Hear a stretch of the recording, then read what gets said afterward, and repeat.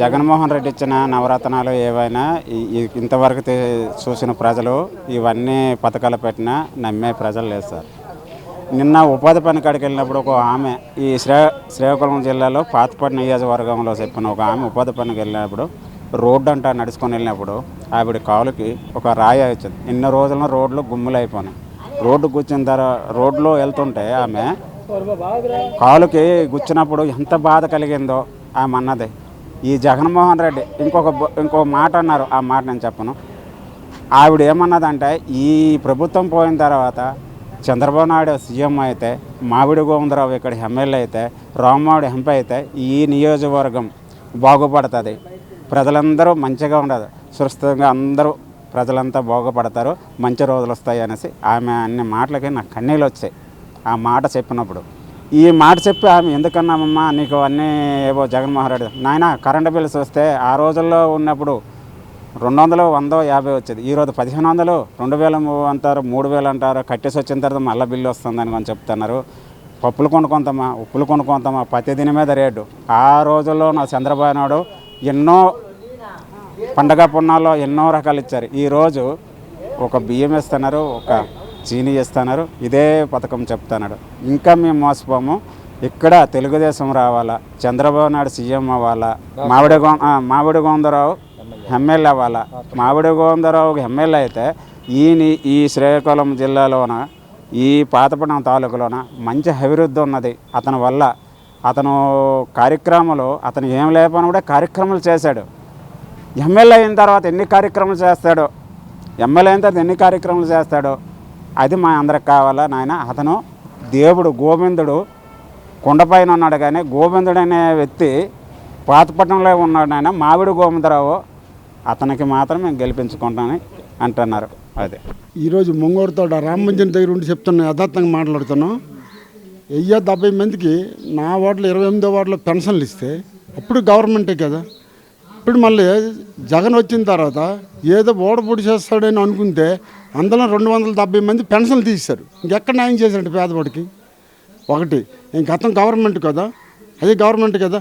అది కాకండి పేదవాడు రోడ్డు మీదకి వెళ్ళి టీ తాగాలంత భయం వేస్తుందండి. ఇంత టీ గతంలో 5 రూపాయలు ఇస్తే బెమ్మలో టీ వచ్చేది. ఇప్పుడు 10 రూపాయలు వచ్చి ఇచ్చిన సరే టీ ఇవ్వడం లేదు. ఇది పాపం కదా. పాపం పెంచిన రేట్లు పెంచారండి, ఇంటి పన్నులు పెంచారండి. చెత్త పన్నులు ఎప్పుడైనా చూసామండి? ఇంటి అద్దె కడితే అదే చెత్త పన్నుల కింద వెళ్ళాలి, లైట్ల కింద వెళ్ళాలి. అక్కడ రోడ్లు వేయడం, లైట్లు వెళ్ళడం లేదు, కొళాయిలు లేవు. గత గవర్నమెంట్లోనూ కొళాయిలు వేయించాం, ఇంటింటి కూడా వద్దన్న కొళాయిలు వేసాం. ఇప్పుడు ఎవరు వేస్తుండ్రు? కొళం ఉందని ఇంటి పన్ను ఎక్స్ట్రా చేస్తుండ్రు. ఏంటండి అంతే వైట్ పాలిష్ షర్ట్ వేసుకుంటే పన్ను ఎక్స్ట్రా చేస్తుండ్రు, చెప్పులు వేసుకుంటే పన్ను ఎక్స్ట్రా వేస్తుండ్రు. ఆడు మనిషి దున్నపోతే తెలియదండి. ఆడు నిజంగా మనిషి అయితే ఆడు మనిషి కాదు కనుక ఆడ అమ్మ ఆడు చెల్లి ఆడు తిట్టి వెళ్ళిపోయారు. యథార్థమని ఒక చెప్పానండి.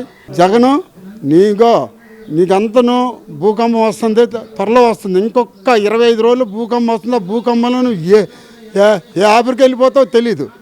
ఇదే నీకు లాస్ట్ వార్నింగ్. పక్క తెలుగుదేశం గెలుస్తుంది, అందులో జయం. అవన్నీ ఫస్ట్ కోడికత్తి డ్రామా ఎవరికో డబ్బులు చేయించాడు. ఇప్పుడేమో క్యాటల్ బార్ కొట్టారు.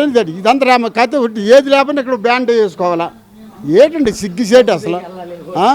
అదే మరి ఇవన్నీ చెప్పుకుంటే ఎన్నో ఉన్నాయి. ఇంతకంటే సిగ్గులు ప్రతి ఆడపడిసి కూడా తిడుతుంది. అదేం గొల్లుగాడండి అలవాడని. రోడ్డు మీదకి విన్నాలంటే అనకూడదుకి న్యాయం చెప్పాలంటే 200 రూపాయలు ఒట్టుకెళ్తే మార్కెట్లో సామాన్లు వచ్చేది. అవునా కదా? ఇప్పుడు 500 రూపాయలు ఒట్టుకెళ్ళా సరే సామాన్లు సరే అనుకుని సామాన్లు రావడం లేదు ఇంటికి. మరి అన్యాయం కదా. దొంగనాకుడు గవర్నమెంట్. కానీ అయ్యా బాబు జగన్ గారు, మీ ఎత్తుకందంగా మీ ఇంకో పార్టీలకు న్యాయంగా చెప్తాను. ఇంకా నీకు కరెక్ట్గా 23 రోజులు టైం ఉంది. పోనీ 25 రోజులు అనుకో. ఆ తర్వాత మరి నీకు కనపడవు, ఇంటికి వెళ్ళిపోతావు. ఇంటికి వెళ్ళిపోతాంటే ఏదో ఆఫ్రికా ఖండంలోకి వెళ్ళిపోతావు. అలాగే అంతేకాని పాపం చేసినట్టు ఎప్పుడూ ఎక్కడొక్కడ అనుభవిస్తాడు. తప్పు చేసిందట ముందు అందం కనిపిస్తుందట, తర్వాత మా జీవితంలో కనబడదు. నీ పరిస్థితి పేదవాడికి ఇబ్బంది పెట్టిన పరిస్థితి ఎవడో బాగుపడ్డు. అది పేదవాడికి ఇబ్బంది పెట్టినట్టు ఎవడో బాగుపడ్డు. రాష్ట్రం బాగుపడాలంటే నారా చంద్రబాబు నాయుడు గారు రావాలి. ఈ జిల్లాలో కింజరాపు రామ్మోహన్ నాయుడు గారు గెలాలి.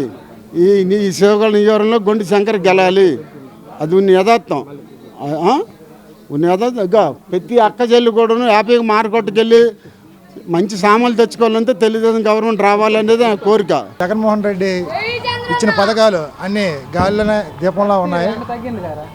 అతని పథకాలు చెప్పుకొని తిరుగుతున్నాడు తప్ప ప్రజల్లో ఏ ఒక్క పథకం కూడా అందలేదు. ఇప్పుడు 175 నిదానంతో వస్తున్నాడు. అతను గెలుస్తాడని అనుకున్నాడు కానీ 2014లో ఏ మెజారిటీ వచ్చిందో జగన్మోహన్ రెడ్డికి ఈ 2024కి అదే మెజారిటీ వస్తుందనేసి పబ్లిక్లో ప్రతి ఒక్కరు అనుకున్న మాట ఇది. అతను ఈసారి గెలలేడు కూడా. అప్పుడు 2019లో కోడి కత్తికిచ్చుకున్నట్లుగా ఇప్పుడు ఏదో గులకరాయి తెచ్చి తలకు కొట్టుకొని వాళ్ళ కార్యకర్తలతోటే ఇప్పుడు సేమ్ అదే పకట వేషాలు వేసుకుని తిరుగుతున్నాడు జగన్మోహన్ రెడ్డి. మరి ఈసారి ఆ బొల్లు కబుర్లు ఎవరు నమ్మరు. ఇది మాత్రం పబ్లిక్ ఆలోచిస్తున్నారు ప్రతి ఒక్కరు. ఈ 2024లో పక్కాగా టీడీపీ, జనసేన, బీజేపీ ఉమ్మడిగా గెలుస్తాయనేసి పబ్లిక్ అనుకున్న మాట ఇది. అత్యధిక 130-140 మెజారిటీతో టీడీపీ, జనసేన, బీజేపీ గెలుస్తాయనేసి.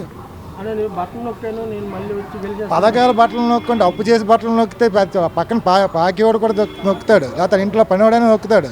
బట్టలు నొక్కేసి ఈ రోజు గెలిచేస్తానంటే అవ్వదు. పూర్తిగా 100 మందికి ఇస్తానన్న పథకాలు, శాతం ఇస్తున్న పథకాలని ఈ రోజుకి 30% ఇచ్చి ఇంకా 70% అమలు చేయకుండా ఈరోజు గెలిచేస్తాను పబ్లిక్లో తిరుగుతున్నాడు. ఇప్పుడు ఎందుకు ఇన్నాళ్ళు పాదయాత్ర చేసుకుని తిరుగుతున్నాడు, ఇప్పుడు బస్సు యాత్ర చేసి తిరుగుతున్నాడో అది పబ్లిక్ కూడా అర్థమైపోయింది. రాబోయే కాలంలో మే 13న ఎలక్షన్ రిజల్ట్ అందరికి పబ్లిక్ ఓకే అయిపోయారు. జూన్ 4న పబ్లిక్లో తెలిసిపోతుంది. ఈ కాలంలో మరి 2024 మళ్ళీ ప్రభుత్వం టీడీపీ, జనసేన, బీజేపీ రాకపోతే మాత్రం ఈ ఆంధ్ర రాష్ట్రాన్ని అమ్మేసి ఎలాగ ఆడుకుంటాడో, ప్రజలతో జీవితాలు ఎలాగ ఆడుకుంటాడో ఎవరికి తెలియదు. రాబోయే కాలంలో జరుగుతుంది కూడా మేము అనుకుంటున్నాం.